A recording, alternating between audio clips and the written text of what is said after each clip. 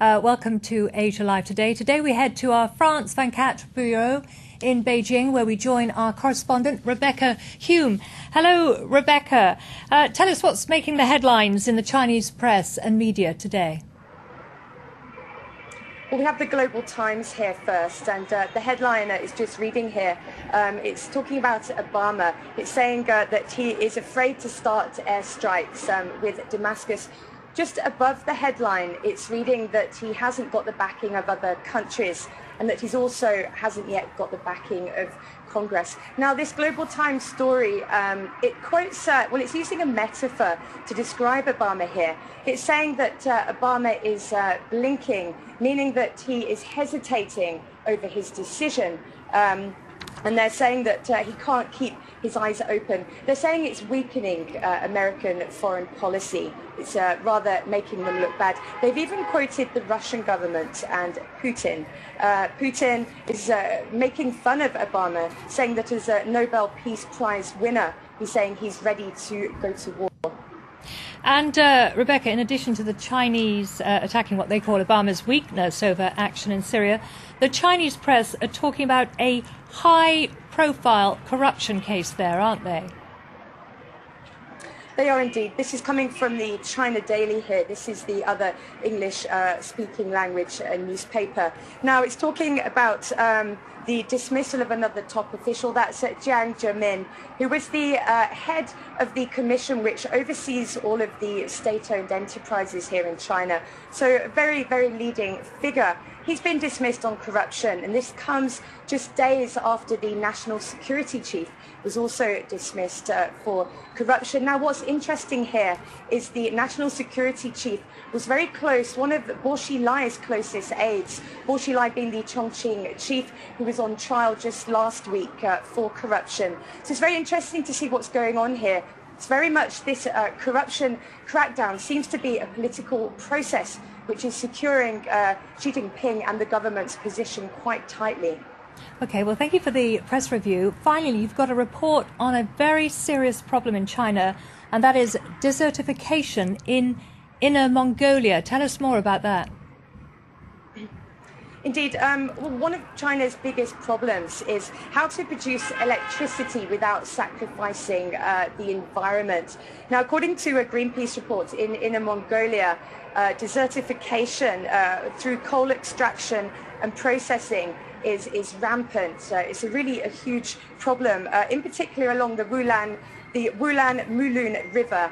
You can see hundreds of coal processing plants which are causing the desertification. Here is our well.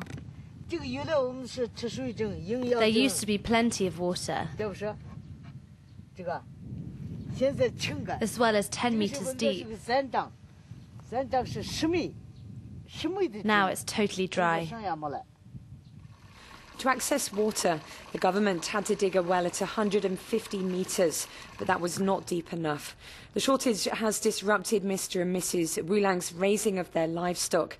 They used to own hundreds of sheep, horses and other cattle. Now that has finished. We have far less sheep than before because there is far less grass in the pastures than before, or the grass is of bad quality. So I had to sell most of my livestock. The coal industry all along the neighbouring river is the reason for such little access to vital resources. In China, coal supplies up to 75% of electricity. This industry needs all the water, and the result is blatant drought. On the land, it's the same problem. Mr. Wulang shows us the pastures where grass grows for his livestock. Here it is diminishing on a land that is already drying up. See? Here, we had to remove the irrigation pipe. Before, it ran across the whole field. Now, there is no more underground water. How can you grow grass? Before, it used to grow that high. The The nightmare doesn't end here. Nearby there are sand dunes. Desertification is spreading, and that isn't going to stop. The trucks carrying coal are constantly coming and going. The industry continues to expand. A few kilometers away, some farmers have been relocated after being moved off their land to make way for coal extraction. Now my only means of receiving income is by reselling waste. And I hope someday the government will give me real compensation for the land that I've lost. Seeking compensation for their land is probably the only hope for these farmers. If the Chinese government doesn't act quickly, Inner Mongolia will turn into a barren desert.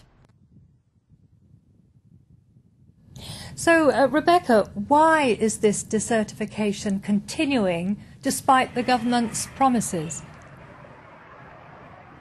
Well, really, it's a failure on the Chinese government's green policy that was brought in. That was brought in by the previous president, Hu Jintao. They brought in a green policy. It was called the Green Wall of China. It was replanting of trees, and it was to run from Inner Mongolia to Heilongjiang. I mean, it's a huge expanse of land, and they just haven't achieved the aims of that replanting. They're in a real catch-22 because it goes against the interests of the coal industry. We have to remember China relies on 75% of coal for its electricity, so all of its electricity, pretty much 3/4 is produced from the coal processing. So it's a real catch-22 when you have a huge population, 1.3 billion, who need electricity. So it's a real issue for the government here, how to balance that out. Okay, thank you very much for that, Rebecca.